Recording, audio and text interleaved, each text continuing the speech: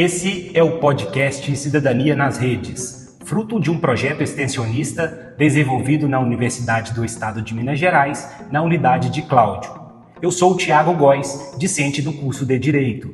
O projeto é uma proposta do professor José Vitor Lemes Gomes e conta com a colaboração da Ana Luísa Oliveira Torres, discente do curso de Direito. Bem-vindos ao quarto episódio do nosso podcast, sobre História da Cidadania. Hoje vamos avaliar a situação da cidadania no Brasil, no período compreendido entre 1964 e 1988.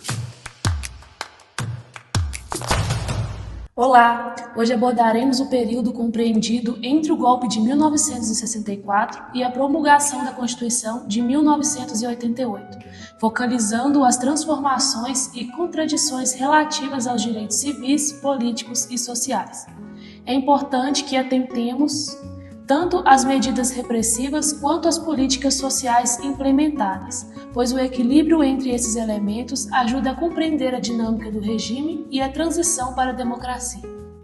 Ana, poderia iniciar por uma síntese do que efetivamente significou o golpe de 1964 para o ordenamento político brasileiro?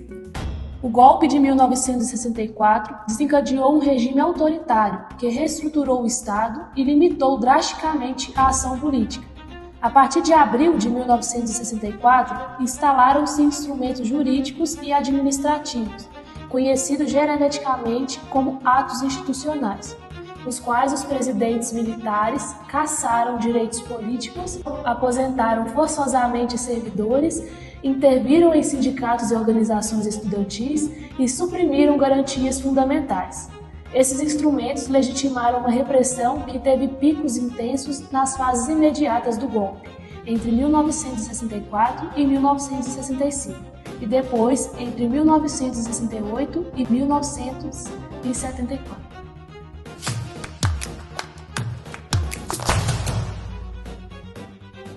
Quais foram os atos institucionais mais relevantes e o alcance de suas medidas?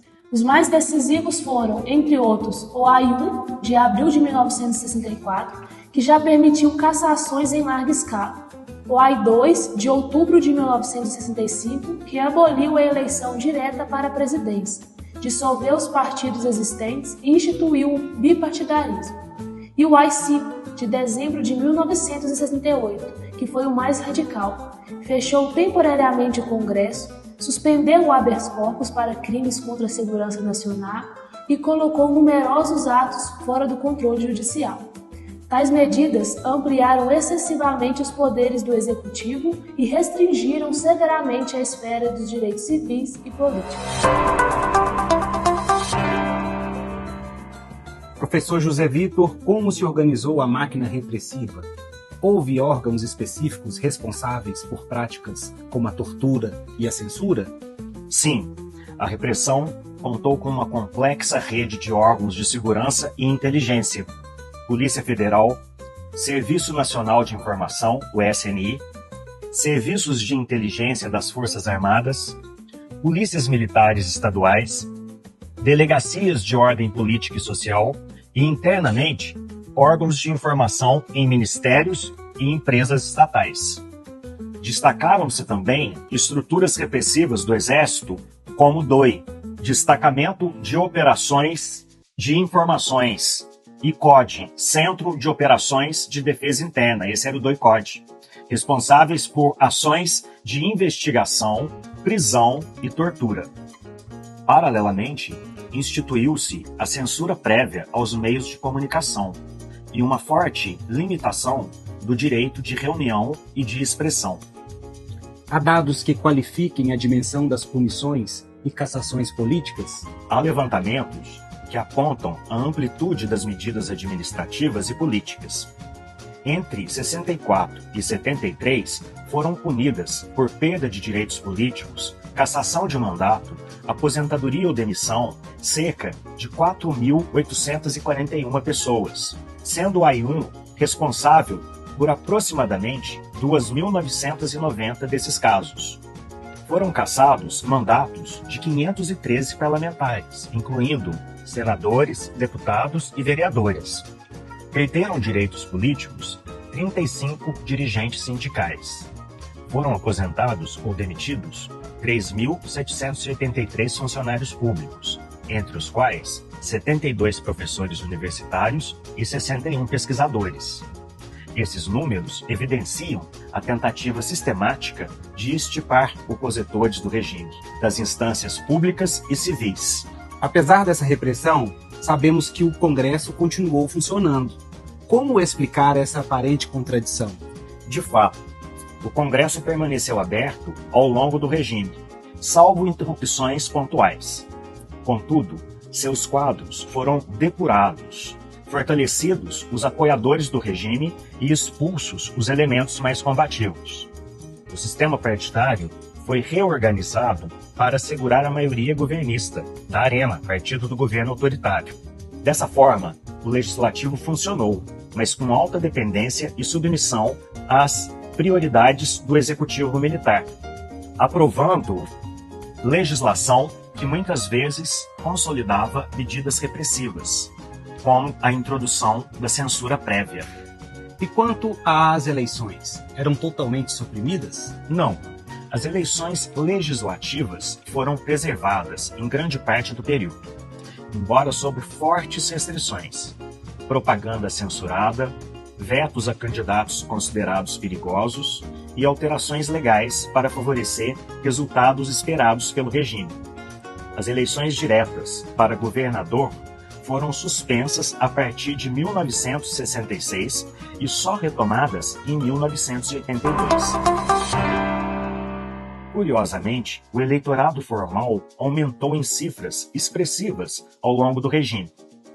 Por exemplo, de aproximadamente 12,5 milhões em 1960 para 22,4 milhões em 1970, atingindo 48,7 milhões em 1982 e 65,6 milhões em 1986, o que mostra a incorporação formal de vastos contingentes à vida eleitoral, mesmo num regime autoritário. E sobre os direitos sociais, o que você pode dizer?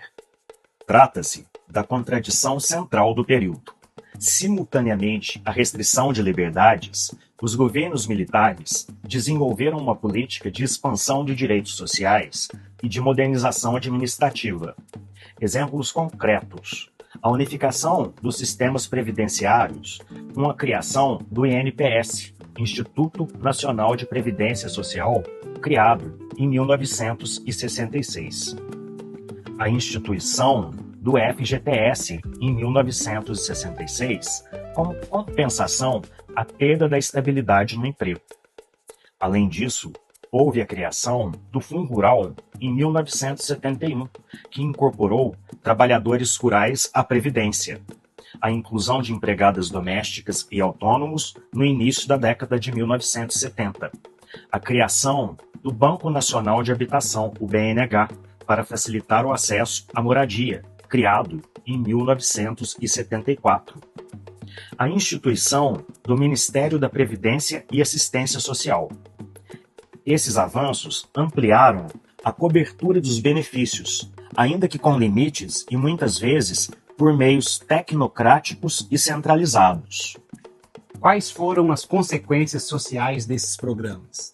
Melhorou a qualidade de vida? Houve avanços mensuráveis. Indicadores como mortalidade infantil e expectativa de vida melhoraram nas décadas subsequentes. Por exemplo, a mortalidade infantil caiu significativamente entre 1980 e 1999. É importante destacar que, a partir de 1986, já tínhamos um presidente civil, e em 89, o primeiro presidente eleito democraticamente, ou seja, os avanços também se deram no período democrático. A esperança de vida ao nascer também foi elevada. A escolarização fundamental avançou quantitativamente. A taxa de escolarização de crianças entre 7 e 14 anos passou de percentuais baixos para níveis próximos da universalização ao final do século. Entretanto, persistiram problemas estruturais, a baixa qualidade dos serviços em muitas áreas, déficits na previdência e níveis elevados de desigualdade de renda, o que limitou o efeito emancipatório dessas políticas. Essa combinação de repressão política e expansão social tem explicação teórica? Sim, é compreensível sob o enfoque de regimes autoritários que buscam legitimação através de políticas públicas distributivas. Ao oferecer benefícios sociais e promover desenvolvimento econômico, o regime reduz tensões e cria mecanismos de cooptação e apoio. Ao mesmo tempo, restringe o espaço político para evitar contestação. Portanto, a expansão social não implica necessariamente democratização. Muitas vezes é utilizada como instrumento de estabilidade autoritária. Cabe lembrar que no período da ditadura Vargas, de 37 a 45, também ocorreram inúmeros avanços no campo dos direitos sociais, ainda que os direitos civis e políticos estivessem em total recessão. E como se deu a transição para a nova república e quais foram as principais conquistas constitucionais de 1988? A partir de meados dos anos 70, e principalmente na década de 80, houve aumento da mobilização social, crises econômicas e pressões internas que aceleraram a abertura. Em 1985, iniciou-se formalmente a nova república, culminando na convocação de uma Assembleia Constituinte que promulgou a Constituição de 88.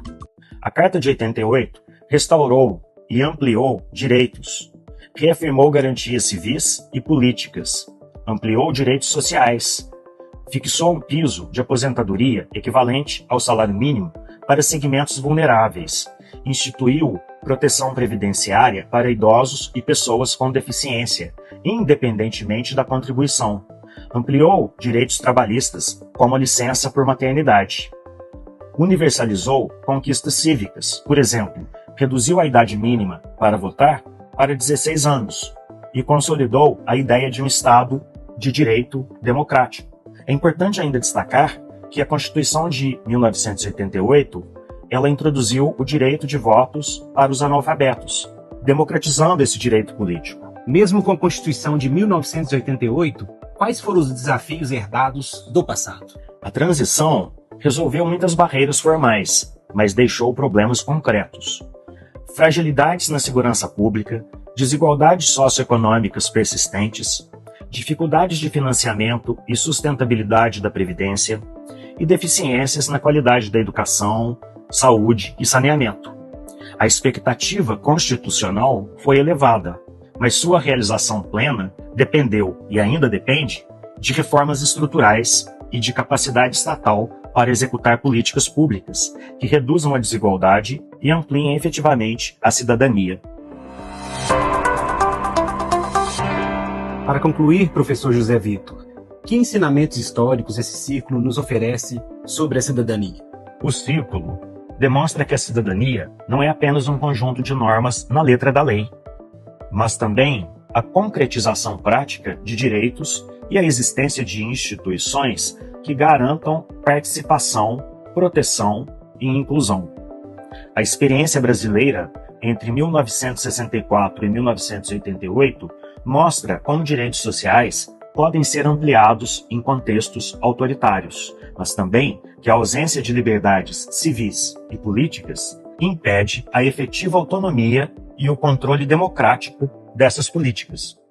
Por fim, ressalta a importância da vigilância cívica, da participação política e da proteção institucional para que direitos consagrados constitucionalmente se traduzam em cidadania real. Muito obrigado, professor. A aula foi esclarecedora e mostrou bem a complexidade do período. Obrigado, Tiago. Obrigado, Ana Luísa. Agradeço aos ouvintes pela atenção. Obrigado a todos por nos acompanhar. Esse foi o último episódio do podcast Cidadania nas Redes. Esperamos que tenham gostado e aprendido com nosso conteúdo. Se você acha que valeu a pena, divulgue para outras pessoas. No ano de 2026, teremos novos podcasts sobre questões a respeito da cidadania. Até 2026. Muito obrigado.